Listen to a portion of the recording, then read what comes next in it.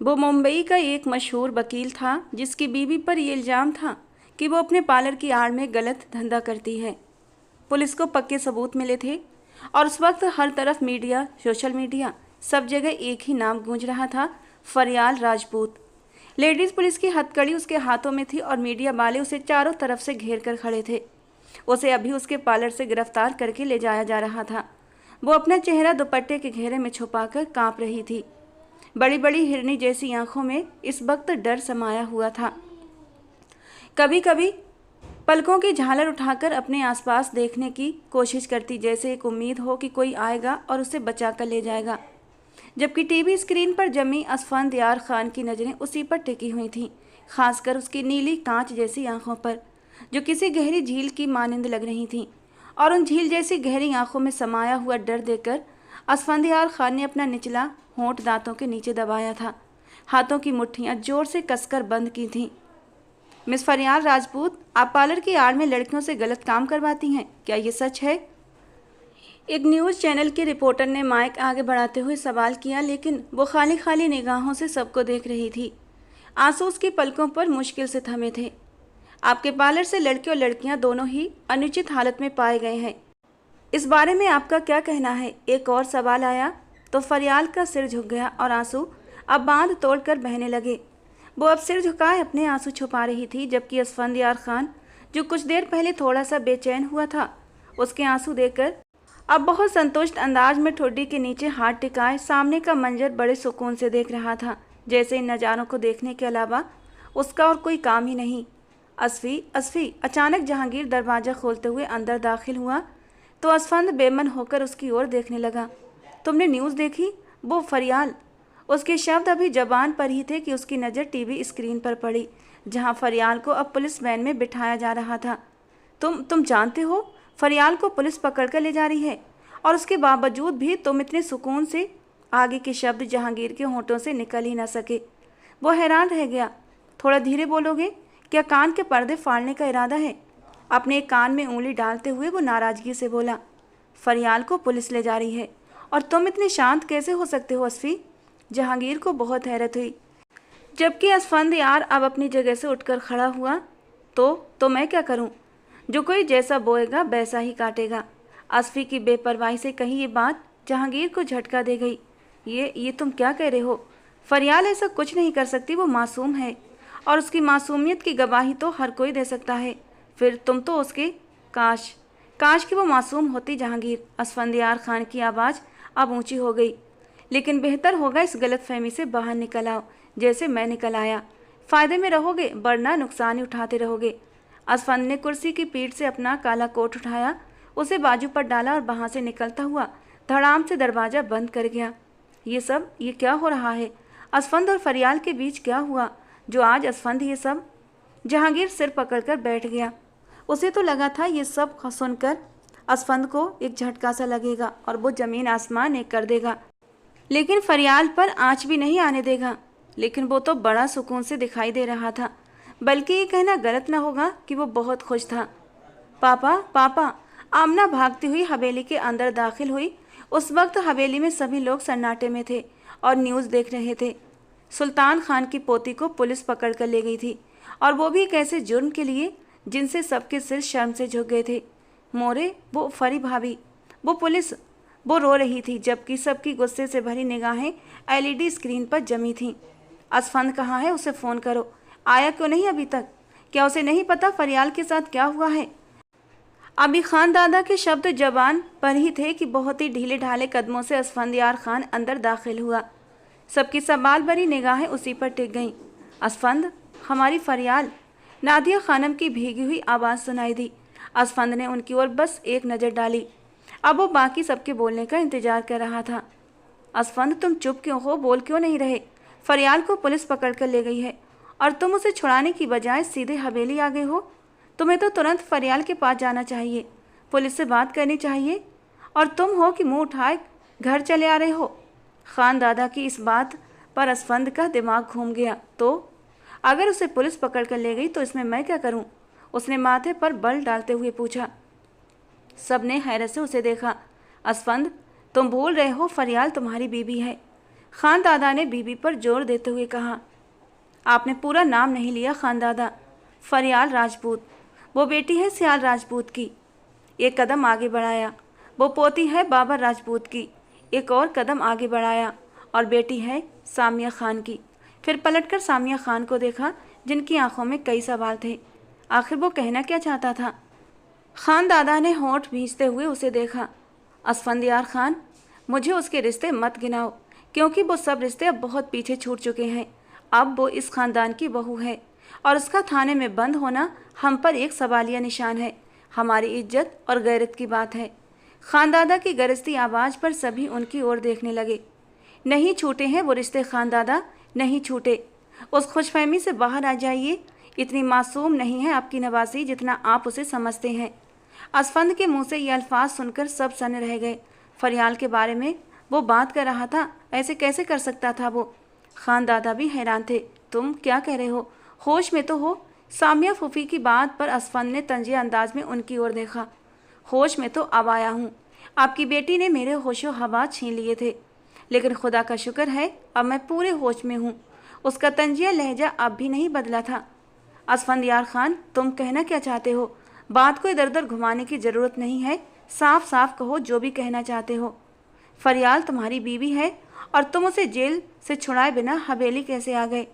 अब की बार उसके पापा शाहनवाज खान ने ठंडे लहजे में पूछा। उन्हें समझ नहीं आ रहा था कि मामला इतना बिगड़ क्यों गया, क्योंकि वो इसी लायक है। असफंद के लहजे में नफरत और तंज घुला हुआ था।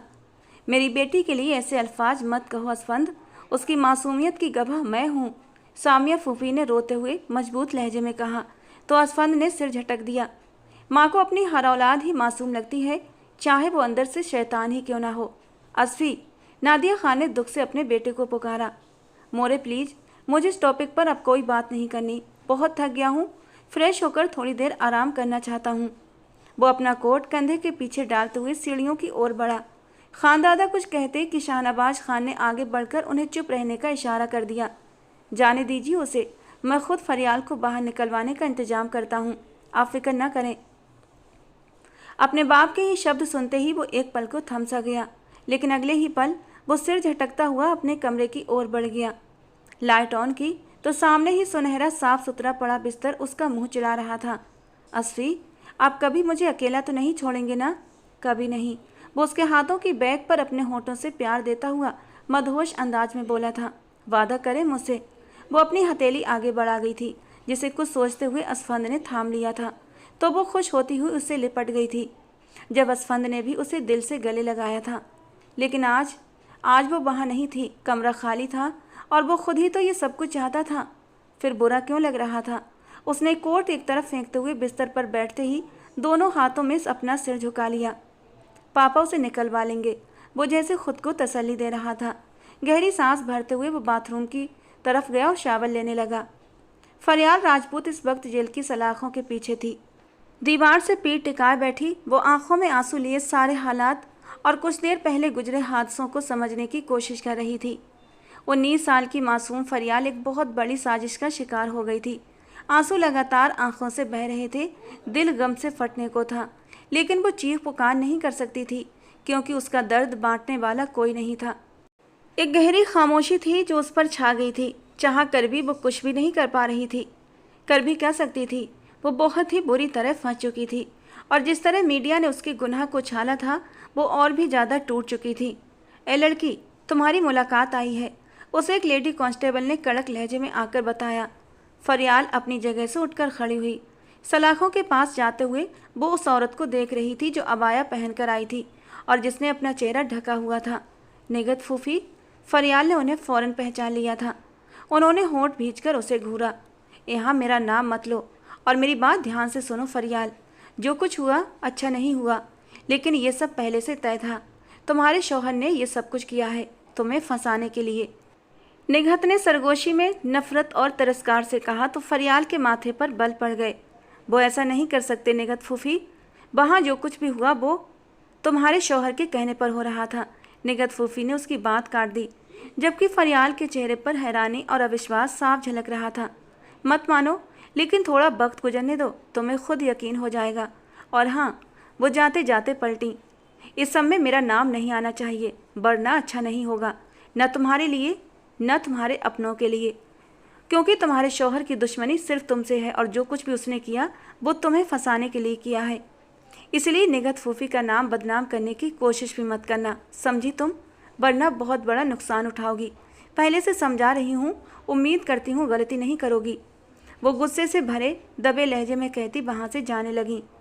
क्या मुझे यहाँ से बाहर नहीं निकालेंगी? फरियाल की आंखों में एक उम्मीद की किरण थी और वो एक उम्मीद भरा सवाल निगहत से पूछ बैठी थी। फरियाल के सवाल पर निगहत ने एक तीखी मुस्कान दी, लेकिन नकाब की वजह से उनका चेहरा नजर नहीं आया। तुम्हारा वो एडवोकेट शौहर किस दिन के लिए है? वो निकालेगा ना तुम्हें यहाँ से, जिसने तुम्हें यहाँ तक पहुँचाया है, तो निकालने की जिम्मेदारी भी वही निभाएगा। वैसे भी तुम्हें बड़ा यकीन है ना उस पर, तो उस यकीन की डोर को थामे बैठी रहो यहीं। वो नफरत से बोली थी और फिर वो रुकी नहीं। उनके जाने के बाद भी फरियाल वहीं खड़ी रही। उसे निगहत फूफी पर पूरा भरोसा था कि कोई और उसकी मदद करे न करे वो जरूर करेंगी। उसने एक हिचकी ली और सलाखों के साथ पीठ टिका ली। आंखों से फिर से आंसू बहने लगे। पापा, आप ही आ जाइए अपनी बेटी को बचाने के लिए। दादा जान, प्लीज़ कोई तो आए, मेरा यहाँ पर दम घुट रहा है, मैं मर जाऊँगी। प्लीज़ कोई तो आ जाओ, मुझे यहाँ से निकाल लो। वो जेल को देखते हुए सिसकती जा रही थी। दिल ही दिल में सबको मदद के लिए पुकार रही थी, लेकिन नहीं पुकारा था तो अपने शौहर को नहीं पुकारा था। कहाँ जा रहे हो? बाबा राजपूत ने सियाल राजपूत को जल्दी में कहीं जाते देखा तो पूछ लिया। बाबा साईं, आप अच्छे से जानते हैं मैं कहाँ जा रहा हूँ। मेरी बेटी जेल में है। वो तुम्हारी बेटी नहीं, अब खान हवेली वालों की बहू है। हमारा उससे अब कोई रिश्ता नहीं। बाबा राजपूत गुस्से से बोले। सियाल राजपूत ने सिर झटकते हुए उन्हें देखा। अगर ऐसा होता तो मेरी बेटी इस वक्त जेल में न होती, वो उसे अब तक छुड़ा चुके होते। बाबा राजपूत ने अपने बेटे की तरफ कदम बढ़ाए। हाँ, और उसे वहाँ पहुँचाने वाले भी वही हैं। उनकी बात पर सियाल राजपूत की आंखों में जैसे आग भर आई। आपका मतलब है अगर मेरी बेटी जेल में है तो उसकी वजह खान हवेली वाले हैं? बेटे की बात सुनते ही बाबा राजपूत ने दांत पर दांत भींच लिए। फिलहाल तो कहीं नहीं जाओगे सियाल राजपूत, अभी तेल देखो और तेल की धार देखो। पहले देखो खान हवेली वाले फरियाल को छुड़ाने की कोशिश करते हैं या नहीं। थोड़ा वक्त गुजरने दो, उसके बाद देखेंगे कि आगे क्या फैसला करना है। लेकिन बाबा, आप जानते हैं ना फरियाल कितनी डरपोक है, कितनी नाजुक सी है मेरी बेटी। अगर उसे कुछ हो गया तो? उनके लहजे में अपनी बेटी के लिए प्यार और चिंता साफ झलक रही थी। अगर वो इतनी डरपोक होती ना तो आज जेल में न होती, सारा इल्ज़ाम उसी पर न लगता। वो चुपचाप खुद को कानून के हवाले न करती, बल्कि जिसने गुनाह किया है उसका नाम बता देती। लेकिन उसने ऐसा कुछ नहीं किया। मतलब वो खुद वहाँ जाना चाहती थी। उसे थोड़ी देर वहीं रहने दो ताकि उसकी अकल ठिकाने आ जाए। वो फरियाल राजपूत के दादा थे, लेकिन उसके मामले में हमेशा ही सख्त रवैया रखते आए थे। हाँ, जो कुछ पहले हुआ था उसके बाद फरियाल राजपूत के लिए उनका बर्ताव ऐसा हो गया था जैसे वो उनके लिए कोई मायने ही नहीं रखती। जब उनकी पोती ने खान हवेली के बेटे से कोर्ट मैरिज कर ली, और करते भी कैसे नहीं, उस शख्स ने फरियाल को अपनी बातों में ऐसा फंसाया कि वो उसकी हर बात मानती चली गई। लेकिन उसकी बात मानने के बाद वो अपने दादाजी के दिल से उतर गई थी। अब जब सियाल राजपूत उसे बचाने के लिए इतने बेताब हो रहे थे तो बाबर राजपूत ने सवाल किया, उसका वो एडवोकेट शौहर कहाँ है? वो क्यों नहीं उसे बचा रहा? बाबर राजपूत की बात पर सियाल राजपूत भी हैरानी और परेशानी से उन्हें देखने लगे। लेकिन इस सवाल का जवाब उनके पास भी नहीं था। वो सिर्फ इस वक्त अपनी बेटी के बारे में सोच रहे थे जो जेल की सलाखों के पीछे थी, और उन्हें अच्छे से अंदाजा था इस वक्त वो किस कदर परेशान होगी और अपने पापा को याद कर रही होगी। हर तरफ उसी की खबरें चल रही थीं। वो जानते थे उनकी बेटी मासूम है, वो ऐसा कुछ भी नहीं कर सकती। उन्हें यकीन था इसके पीछे कोई साजिश है और जल्दी ही वो इस साजिश का पर्दाफाश करेंगे और अपनी बेटी को बाहर निकाल कर ही दम लेंगे। उन्होंने दिल ही दिल में ये पक्का इरादा कर लिया था। कुछ सोचते हुए कदम अपने कमरे की ओर बढ़ाए थे। रात के 9 बज रहे थे। असफंदियार खान इस वक्त अपने कमरे में था। कॉफ़ी पीते हुए एक केस की फाइल स्टडी कर रहा था, लेकिन उसका सारा ध्यान फरियाल की तरफ था। उसने सामने रखे उस लिफाफे को देखा जिसमें फरियाल राजपूत की जमानत के कागज़ थे, जो काफ़ी वक्त से ही उसके पास थे, लेकिन उसने उन्हें इस्तेमाल करने की ज़रूरत कभी महसूस न की। न जाने कैसी गांठ पड़ गई थी उसके दिल में जो खुल ही नहीं रही थी। यहाँ तक कि वो फरियाल से जेल में मिलने भी नहीं गया था।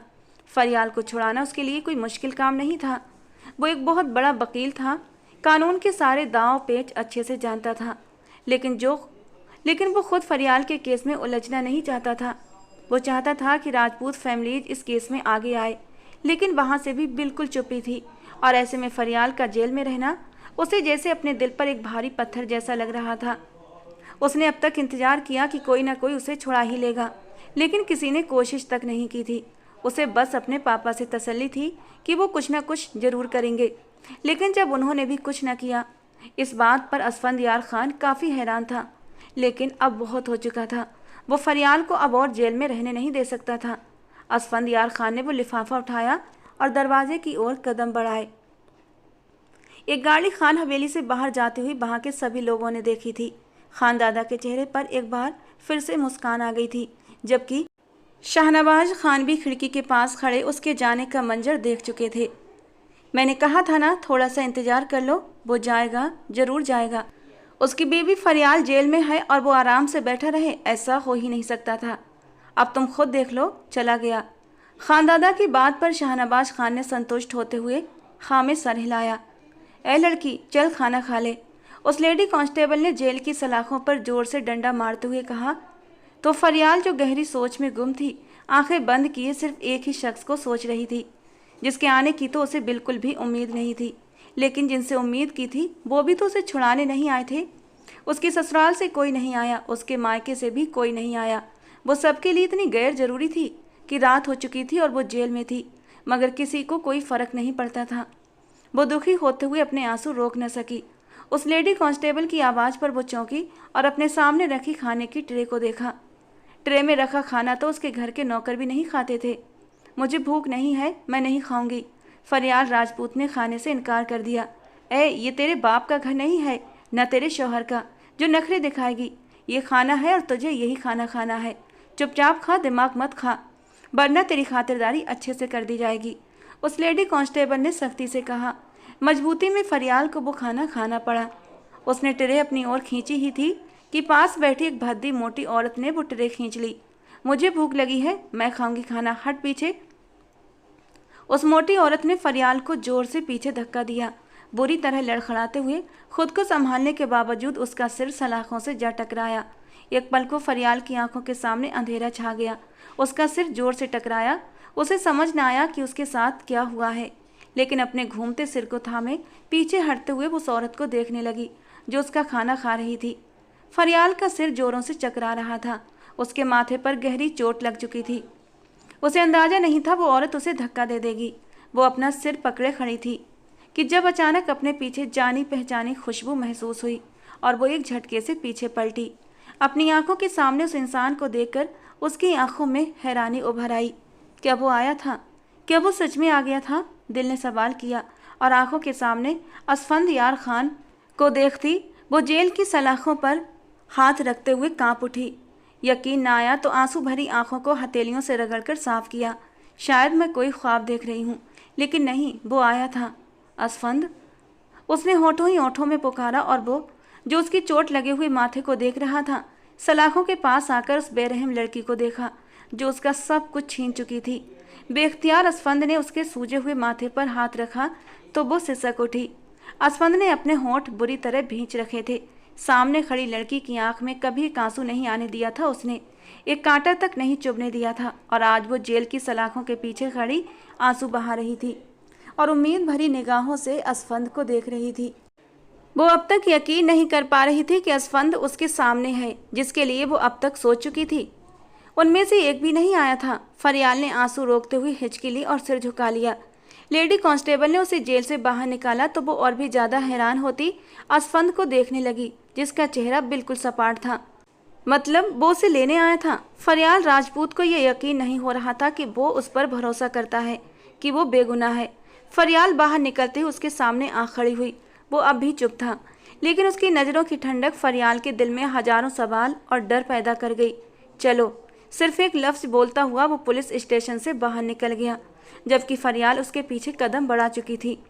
बाहर निकलने से पहले असफंदयार खान ने एक तीखी नज़र उस लेडी कांस्टेबल पर डाली थी और वो अंदर तक कांप कर रह गई थी। वो उसकी निगाहों का मतलब अच्छे से समझ गई थी। उसके निकलते ही उस मोटी औरत की अब जमकर धुलाई होनी थी। तुझे पता है किसे धक्का दिया था तूने? एडवोकेट असफंद यार खान की बीबी है वो। पागल है वो, अपनी बीबी के लिए सब जानते हैं। और तूने उसकी बीबी को चोट पहुंचाई। अब तो तू गई। लेडी पुलिस कांस्टेबल जेल के अंदर जाकर उस औरत की अच्छी तरह खातिरदारी करने लगी और वो औरत जोर से चीखी, मुझे माफ़ कर दो, मैं नहीं जानती थी कि वो कौन है। आप मुझे कहाँ ले जा रहे हैं असफंद? वो उसे अपनी गाड़ी की तरफ बढ़ता देख उसके पीछे चलते हुए रुक गई। असफंद के कदम भी थम गए थे। वहीं जहाँ तुम्हारी जगह है, असफंद ने माथे पर बल डालते हुए कहा। गाड़ी का दरवाज़ा खोलते हुए ठंडी आवाज़ में कहा, मैं आपके साथ कहीं नहीं जाऊंगी। हमेशा की तरह वो जिद पर आ गई थी, जिससे असफंद का दिमाग घूम जाता था। चुपचाप गाड़ी में बैठो फरियाल राजपूत, वरना तुम मेरे गुस्से से अभी अच्छे से जानकार नहीं हो।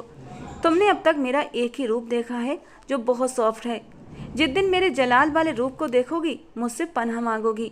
वो उसके करीब आता हुआ धीमे लेकिन गरजते लहजे में एक एक लफ्ज पर जोर देते हुए बोला, तो फरियाल की सांसें सीने में अटक गईं।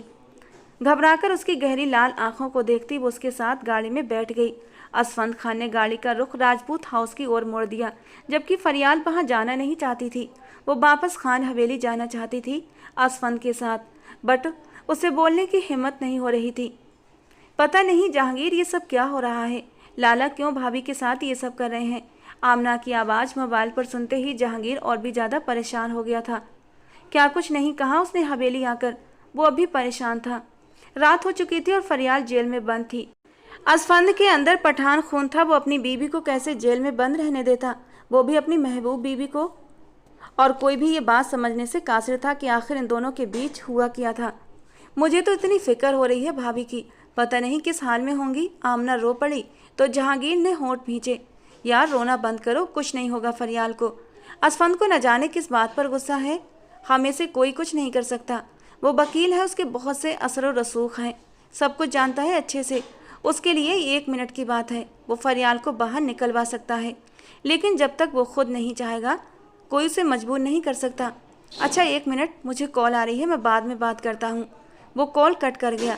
दूसरी तरफ आमना ने मोबाइल एक तरफ रखते हुए आंसू पोंछे।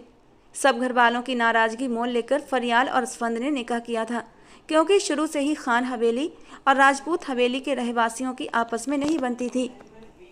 दुश्मनी बरसों से चली आ रही थी, जो आने वाली नस्लों में भी पहुंच रही थी।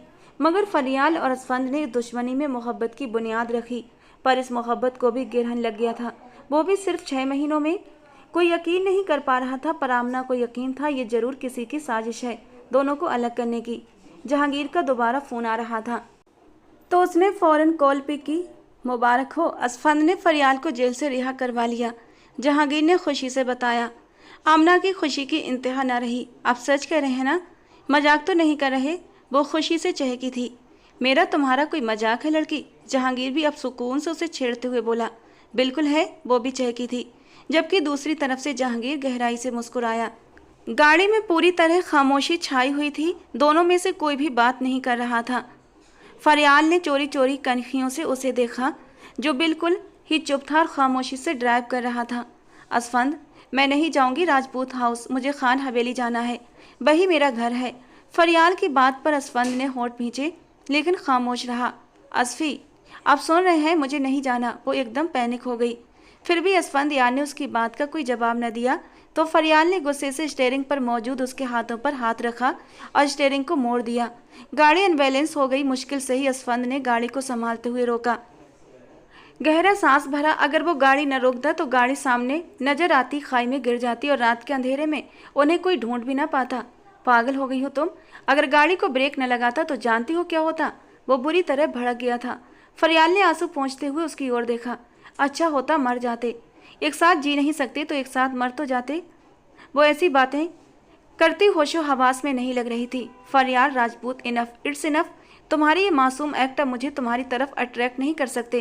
तुम्हारी असलियत जान चुका हूँ मैं, इसलिए अब ज़्यादा मासूम बनने की कोशिश मत करो, समझी तुम? वो गुस्से और नफरत से कहता दोबारा गाड़ी स्टार्ट करने लगा। उसका इस कदर नफरत भरा अंदाज देखकर फरियाल की जान पर बन आई थी। अगर इतनी ही बुरी लग रही हूँ अब तो वहीं रहने देते जेल में, क्यों छुड़ा कर लाए?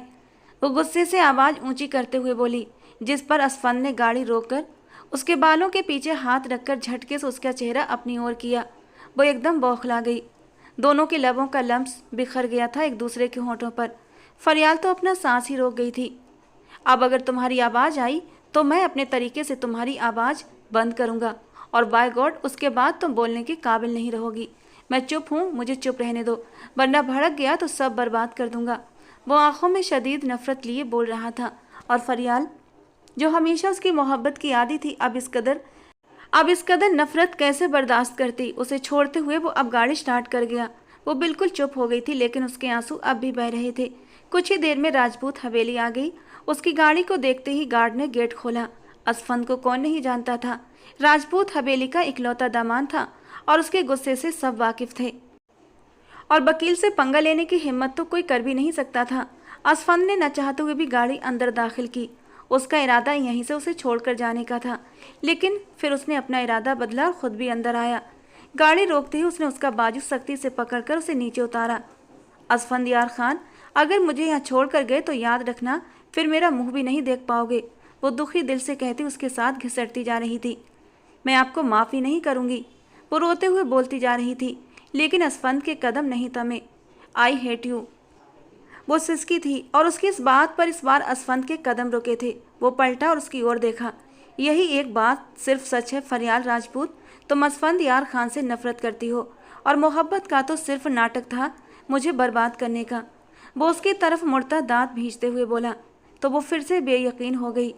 वो इस कदर बदगुमान हो जाएगा उसे अंदाजा न था। आपको मेरी आंखों में अपने लिए नफरत नजर आती है, वो धीमे लहजे में पूछती। असफंद का दिल धड़का गई। उसकी आंखों के जलते रंग ही से तो वो धोखा खा गया था। तुम भी झूठी हो और तुम्हारी आंखें भी झूठी हैं। असफंद यार खान अपने पीछे बाबर राजपूत की दहाड़ सुनते ही वो लब भींचते उनकी तरफ पलटा। हमारी पोती को छोड़ो और जाओ यहाँ से। बाबर राजपूत की बात पर असफंद तंजिया हंसा। पोती? यही पोती जब पिछले 6 घंटे 15 मिनट और 36 सेकंड जेल में बंद रही तब आपको याद नहीं आया कि यह आपकी पोती है? असफंद की बात पर बाबर राजपूत ने गुस्से से मुट्ठियां भींच लीं। सियार राजपूत भी नीचे आते दिखाई दिए। बेटी को सही सलामत देखकर उन्हें सुकून मिला था। फरियाल मेरी बच्ची, वो आगे बढ़ते उनकी तरफ लपके कि उनके बीच में एकदम से असफंद चट्टान बनकर आया। 1 मिनट, इतनी भी क्या जल्दी है?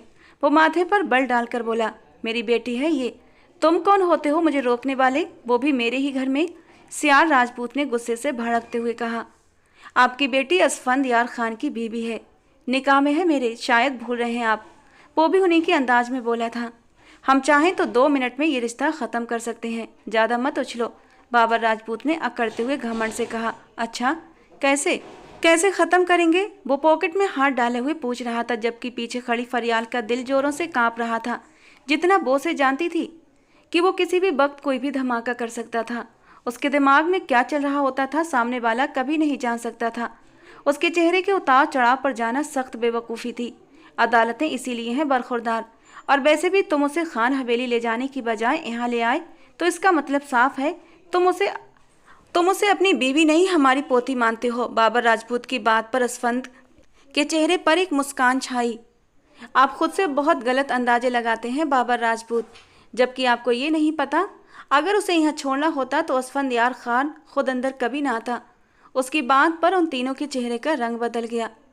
क्या कहना चाहते हो तुम? बाबर राजपूत को उसका अंदाज़ा खतरनाक लगा। असफंद यार खान फरियाल राजपूत की तरफ मुड़ा। तुम मेरे साथ जाना चाहती हो? उसकी आंखों में आंखें डालकर सवाल किया, जिस पर वो उसे पथराई हुई आंखों से देखने लगी। हाँ, मैं सिर हिला गई। तो उसके लिए मेरी एक शर्त है, तुम्हें राजपूत फैमिली के हर मेंबर से रिश्ता तोड़ना होगा, आज, अभी, इसी वक्त। वो उसे कैसे दोराहे पर लाकर खड़ा कर गया। न वो आगे बढ़ सकती थी न पीछे मुड़ सकती थी। बोलो, कौन है तुम्हारे लिए सबसे अहम? असफंद यार खान जानता था उसका जवाब क्या होगा, लेकिन फिर भी वो उसकी आंखों में आंखें डालकर पूछ रहा था। फरियाल के लिए ये एक बहुत बड़ा इम्तिहान था। अगर असफंद को चुनती तो अपने बाप को खो देती, और अगर बाप को चुनती तो मोहब्बत को खो देती। वो वकील था, वकालत करता था, लेकिन आज फरियाल राजपूत भी मान गई थी कि वो एक बहुत अच्छा वकील है। जिस तरह उसने फरियाल को उलझाया कोई और कर ही नहीं सकता था। फरियाल मेरी बेटी है और वो कभी भी अपने बाप को धोखा नहीं देगी। फरियाल, बता दो इसको ताकि इसका भरम तो टूटे। सियाल राजपूत ने नफरत और गुस्से से कहा। असफंदियार खान के चेहरे को एक तंजिया मुस्कान ने छुआ, क्योंकि उसे पूरा यकीन था फरियाल उसे कभी छोड़ ही नहीं सकती।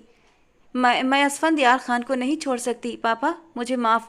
उसकी बात पर सियाल राजपूत का चेहरा धुआं धुआं सा हुआ और एकदम अचानक उनका हाथ उठ गया। फरियाल राजपूत अपने गाल पर हाथ रखे अपने बाप को हैरत से देखने लगी, जबकि असफंद को ऐसा लगा जैसे उसके दिल पर किसी ने हंटर मारा हो। सियाल राजपूत का फिर से हाथ उठने लगा कि इस बार असफंदियार खान ने उनकी कलाई पर अपनी पकड़ जमाई। बस अब और नहीं, मेरी बीवी पर दोबारा हाथ उठाने की गलती मत कीजिएगा। मैं भूल जाऊंगा कि आप फरियाल के बाप हैं, वो बाप जिसकी मौजूदगी का फर्ज तो आपने सारी जिंदगी अदा नहीं किया। असफंदियार खान, सियाल राजपूत की आवाज़ गुस्से से बहुत ऊंची हो गई। चिल्लाइए मत, और इस गलतफहमी में तो मत आइएगा कि मैं फरियाल को यहाँ छोड़ कर जाऊँगा। मैं उसे यहाँ इसलिए लाया था ताकि आपसे अपने हर रिश्ते को तोड़ दे, और वैसा ही हुआ। अब हम जा रहे हैं। उम्मीद करता हूँ आप और आपकी सो कॉल्ड गार्ड्स हमारा रास्ता नहीं रोकेंगे। हाँ, नहीं रोकेंगे, लेकिन तुम्हें और इस लड़की को दोनों को ऊपर पहुँचा देंगे, बाबर राजपूत ने गुस्से में चिल्लाते हुए कहा। उन्हें अपनी पोती से इस किस्म की उम्मीद बिल्कुल नहीं थी कि वो उन्हें छोड़कर असफंदियार खान को चुनेगी। चलो ये भी आजमा कर देख लेते हैं, कहीं पछतावा न रह जाए आपको, वो सख्त लहजे में कहते हुए फरियाल राजपूत का हाथ थामे जैसे हवेली के अंदर आया था, वैसे ही हवेली के गेट की तरफ बढ़ा। बाबर राजपूत ने अपने गार्ड्स को इशारा करना चाहा, लेकिन सियाल राजपूत ने अपने बाप को ऐसा करने से रोक दिया। उन्होंने अपने बेटे की तरफ गुस्से से देखा। पापा, बेटी है वो मेरी, ऐसा कुछ मत कीजिएगा। उनके लहजे में विनती थी, जिस पर बाबर राजपूत अपनी मुट्ठियां सख्ती से भींच कर रह गए। World's best advocate award goes to the one and only mister Asfandyar Khan, Faryal ने कहते ही जोर जोर से ताली बजाना भी शुरू कर दिया। वो रो भी रही थी और साथ में हंस भी रही थी। उस वक्त उसे न खान हवेली लेकर आया था और न ही उसने राजपूत हवेली छोड़ा था। वो इसलिए उसे अपने फार्म हाउस पर लाया था, जहां इस वक्त वो उसे देखती तंजिया अंदाज में ताली बजाकर उसे दाद दे रही थी, जबकि असफंदियार खान बैठ के बैक रेस्ट से टेक लगाए उसे सिर से पांव तक गहरी नज़रों से देख रहा था। क्या कमाल की एक्टिंग करते हैं आप, दाद देनी पड़ेगी, वो अपने आंसू गुस्से से गालों से रगड़ती उसकी तरफ देखती हुई बोली। तुमसे सीखी है, पुरसुकून अंदाज में जवाब आया। आप झूठे हैं, आप धोखेबाज हैं, वो अब की बार चिल्लाई। तुम्हारे रंग में रंगने लगा हूँ।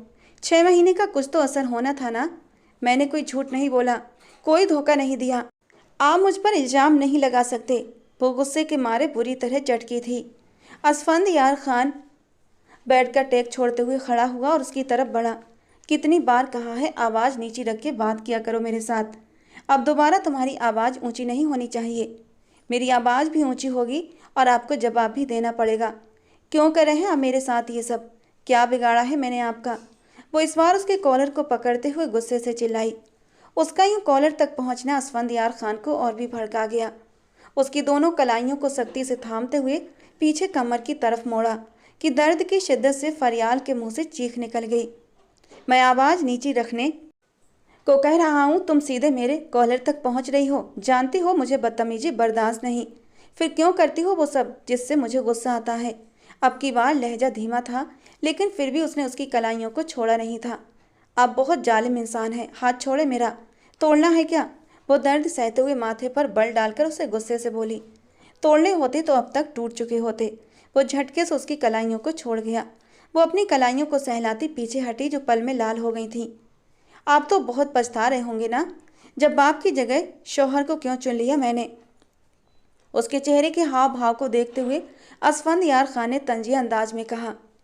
आपने जो करना था कर दिया, जो कहना था कह दिया, और खबरदार जो मेरे करीब भी आए और अब मुझसे बात भी की तो। पलकों पर आंसू रोकती हुई वो नाराजगी चेहरे पर सजाए कमरे से बाहर निकलने लगी कि उसी पल असफंदियार खान ने उसकी कमर में हाथ डालकर उसे अपनी ओर मोड़ा और अपने सीने से लगा लिया। फरियाल ने गुस्से से उसके बाजू को हटाना चाहा, लेकिन पकड़ बहुत मजबूत थी। वो घबराई हुई खुद को छुड़ाने की कोशिश में और भी ज़्यादा उसके करीब होती जा रही थी, जबकि असफंदियार खान उसकी इस अदा पर भी बुरी तरह एडिक्ट हो रहा था। पहली रात ही तुम्हारे पर काट दिए होते तो आज इतनी उड़ान न भर रही होती, तुम्हारी हिम्मत न होती मेरे खिलाफ जाने की। अब की बार वो ठंडे लहजे में बोला, जिससे फरियाल के दिल में हलचल मच गई। मैंने क्या किया? इतनी मासूम नहीं हो तुम जितना बनती हो। निगत फप्पो से हाथ क्यों मिलाया?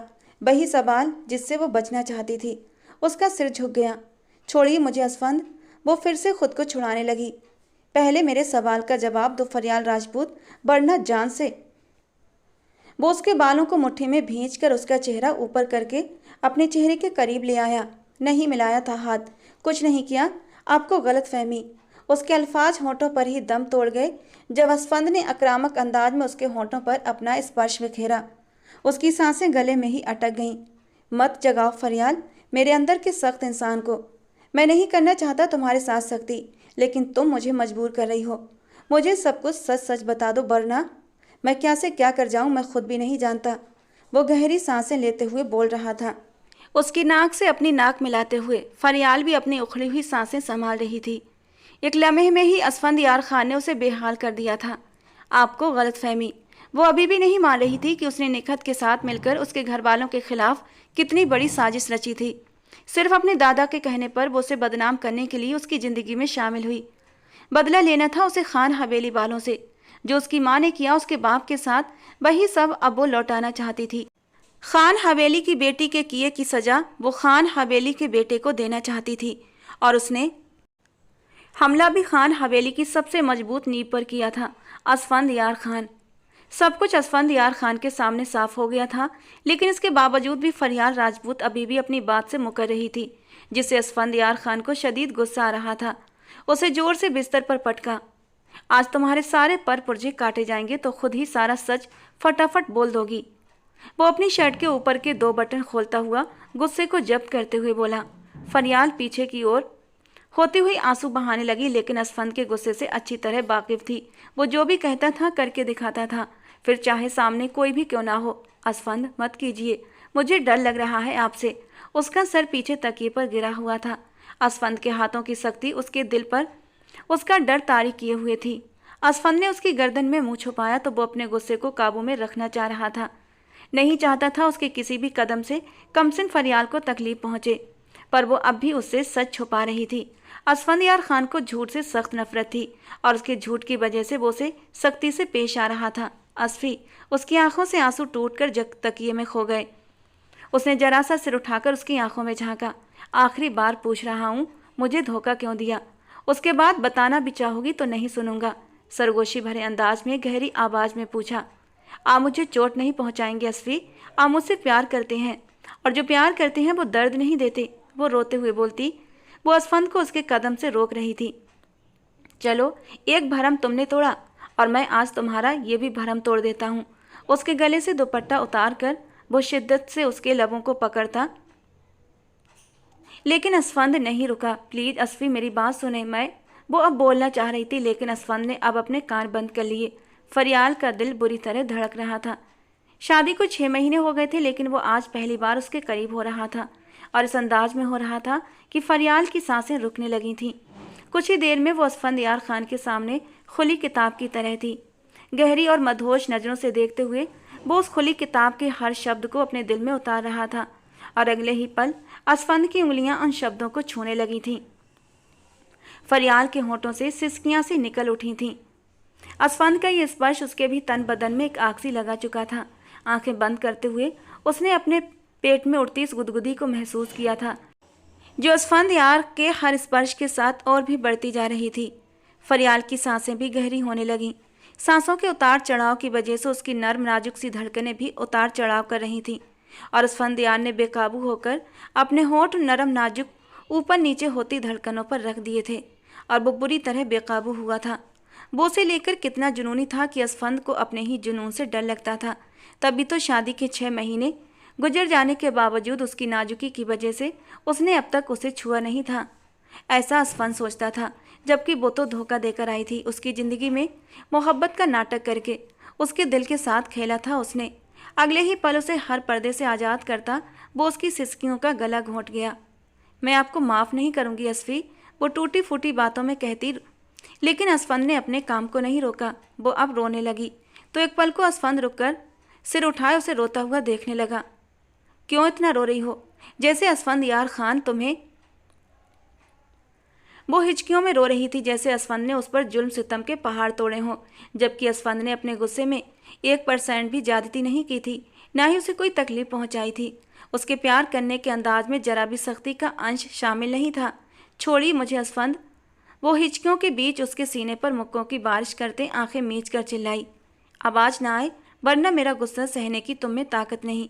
नरमी का नाजायज फायदा मत उठाओ, वो उसे वॉर्न करती नजरों से बोला। बहुत एहसान है आपका मुझ पर, जो गुस्से से हक नहीं ले रहे, बस वही कसर रह गई है।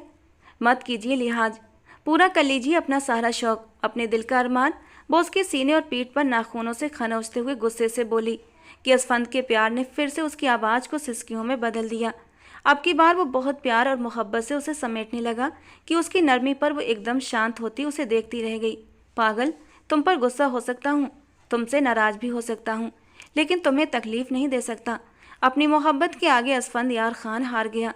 उसकी गर्दन में मुंह छुपाए वो उसे शिद्दत से खुद में समो गया। खान हवेली की बेटी बिहाकर राजपूत हवेली गई थी, सिर्फ अपनी बहन की मौत का बदला लेने। जो राजपूतों ने उसकी बहन पर जुल्म सितम ढाए, उसका बदला सामिया ने राजपूत फैमिली से लिया था।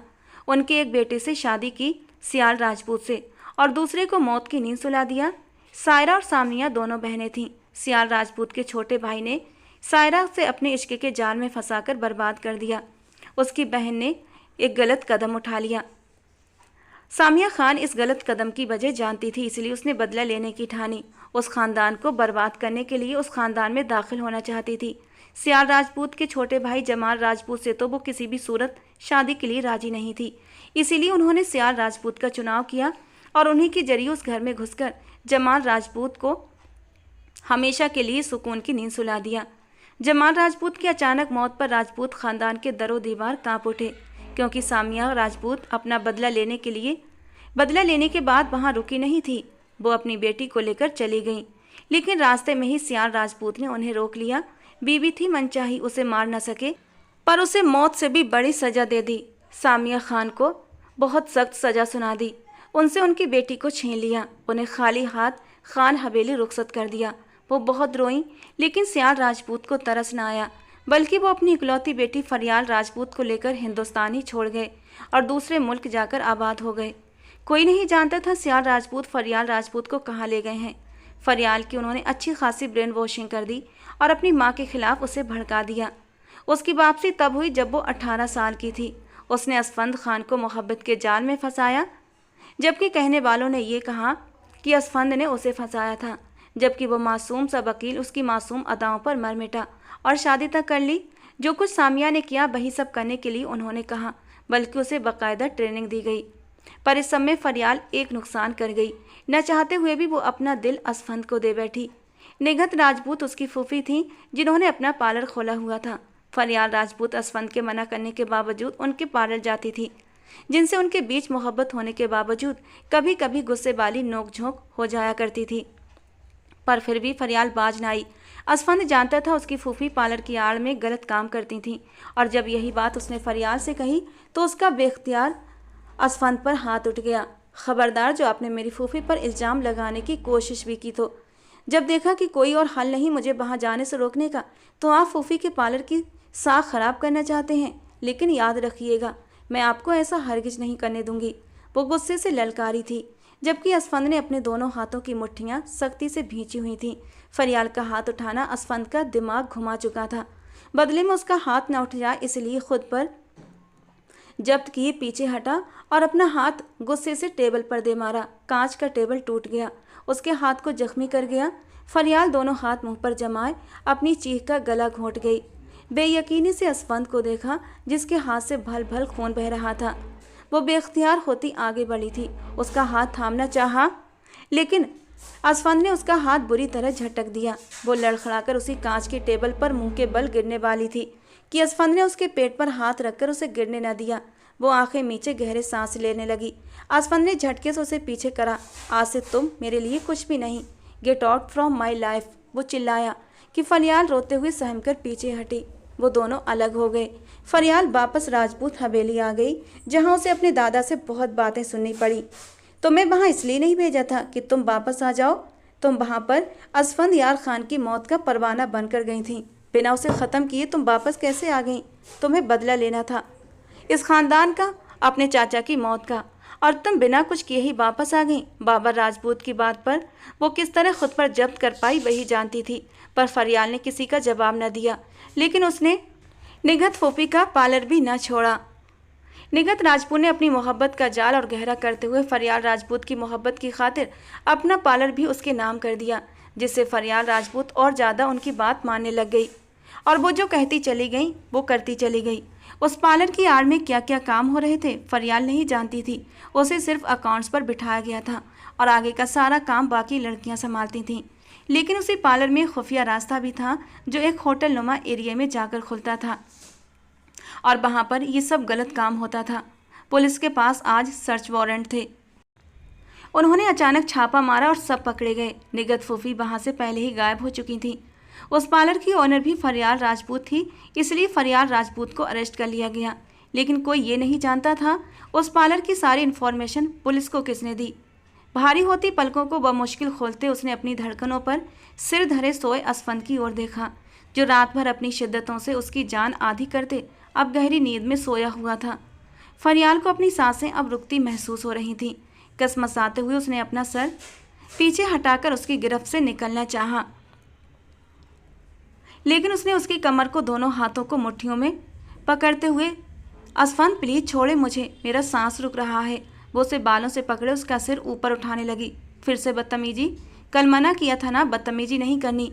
लेकिन तुम्हें प्यार की जबान समझ नहीं आती, वो उसे घूरते हुए बोला, जबकि उसने उसकी मुट्ठियों से अपने घने बाल छुड़ाए। मेरा सांस? वो गहरा सांस भरते हुए उसे देखने लगी तो वो जल्दी से पीछे होता हुआ उठ गया। बेड क्राउन के साथ टेक लगाते हुए उसे अपनी गोद में बिठा गया। वो फिर से रो रही थी। असफंद ने उस छोटी सी लड़की को अपने सीने में जुनून से भींचा और उसकी कमर को सहलाने लगा। आप एक ही बार में मेरी सांसें रोक के मुझे, वो सिर उठाकर नाराजगी से बोली, उससे मेरा नुकसान हो जाएगा। वो उसके आंसू नरमी से पोंछते हुए नरम लहजे में बोला। तो वो उसके सीने पर नाखूनों से पंजे मारने लगी। वो चुपचाप दर्द बर्दाश्त करता रहा। फिर मैंने इस तरह का कोई काम किया तो रोने लग जाओगी और मुझे जालिम और न जाने क्या क्या बोलोगी। वो उसे आंखों से बनावटी गुस्से से घूरते हुए बोला, आपने जो रात भर किया वो क्या कम था? बिल्कुल कम था। अपने गुस्से का 1% भी तुम पर सितम नहीं ढाया मैंने, समझी तुम? तो फिर क्या था वो सब? वो नीचे वाला होठ बाहर निकालती इतनी क्यूट लग रही थी कि असफंद ने आगे होते उसके निचले वाले होठों को अपने होठों की गिरफ्त में लेकर धीरे से छोड़ा। फरियाल का दिल 120 की रफ्तार से धड़क उठा। अगर जरा सी भी सख्ती की होती तो इस वक्त तुम्हारी जबान यूं कैंची की तरह न चल रही होती। वो उसकी गर्दन पर अपनी गर्म सांसें छोड़ता हुआ धीरे से एक लव बाइट बना गया। आप फिर से मुझे काट रहे हैं असफंद, वो सिसकी भरते हुए बोली, और जो तुमने मेरा हाल किया है वो? उसे अपनी सफ़ेद शर्ट में देखते हुए एक बार फिर से असफंद की आंखों में खुमारी भरी थी। उसकी शर्ट के ऊपरी 2 बटन खुले हुए थे। उसकी ब्यूटी बोन पर लब रखते हुए उसे बेबस करने लगा। असफंद, वो बिना उसकी सुने फिर से उस पर हावी होने लगा था। 6 महीने तक सब्र किया है मैंने, मेरी दस्तरस में थी तुम, फिर भी अपना हक नहीं लिया तुमसे। लेकिन आज नहीं रुकना और अब आगे कभी रोकना भी मत। अब रुका तो जान से जाऊंगा, वो गंभीर लहजे में कहता उसके माथे पर प्यार देता बोल रहा था। फरियाल ने उसके होठों पर अपने होंठ रख दिए तो असफंद ने ठहरे दिल से उसे देखा। मरने की बात मत किया करें असफंद, वो तड़प कर बोली, तुम तो मुझे मारने आई थी ना? शादी भी इसीलिए की थी, फिर मेरे मरने की बात से क्यों इतना दुखी हो? वो उसके बिखरे बालों को पीछे करता हुआ अब उससे बहुत ही प्यार से बात कर रहा था।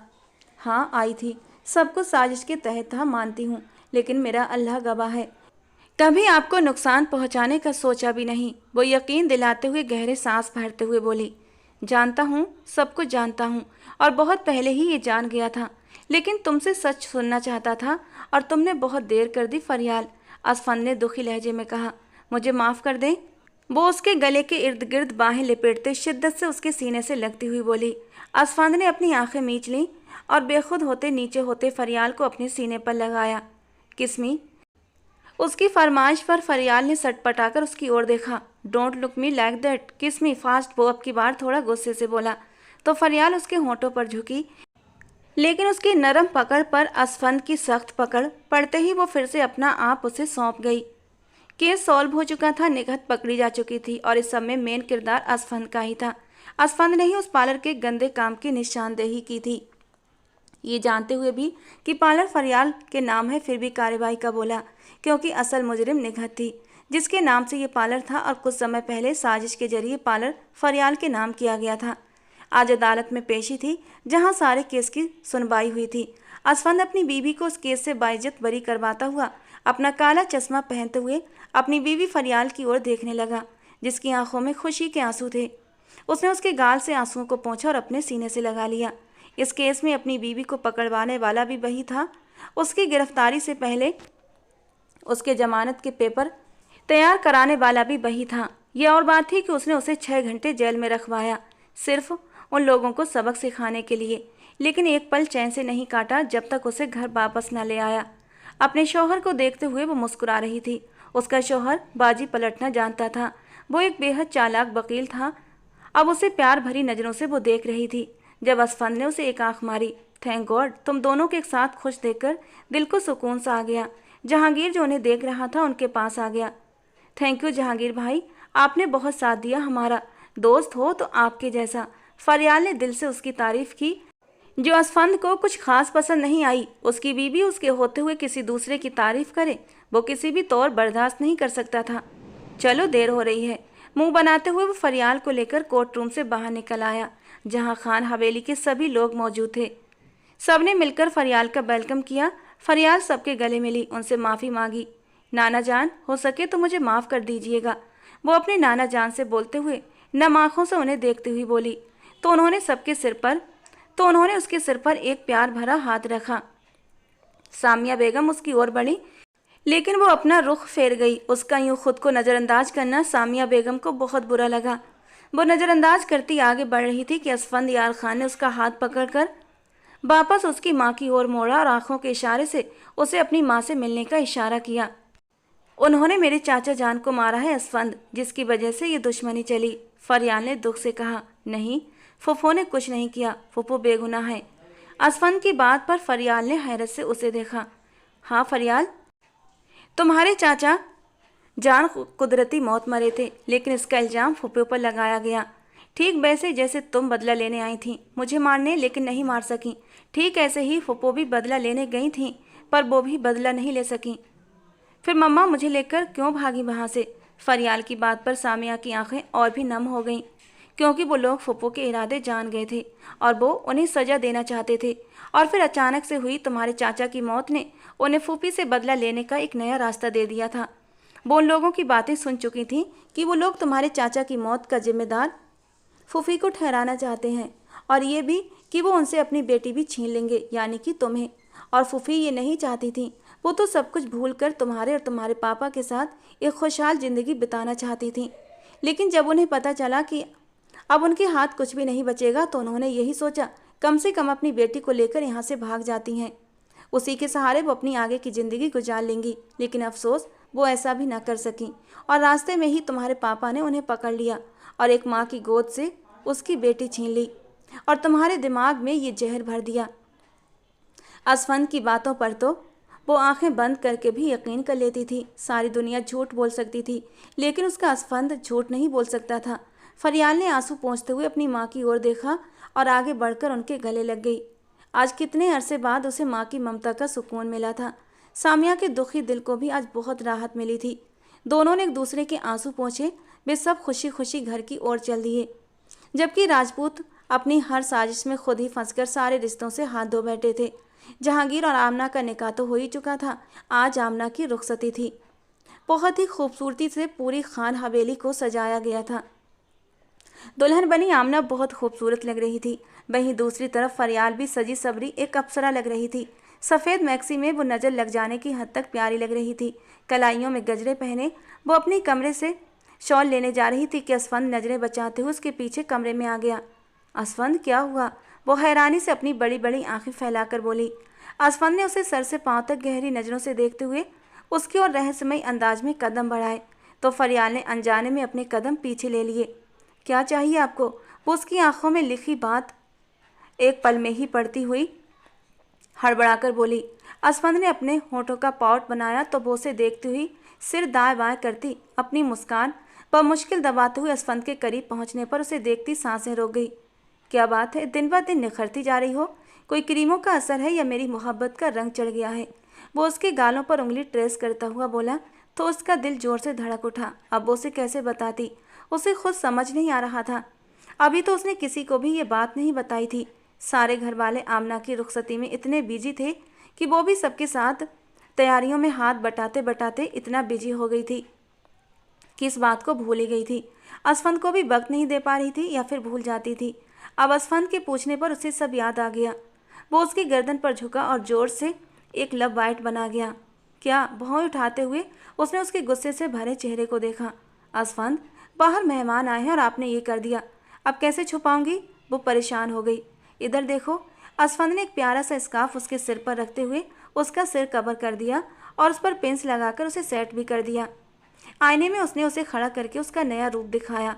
बहुत प्यारा लग रहा है।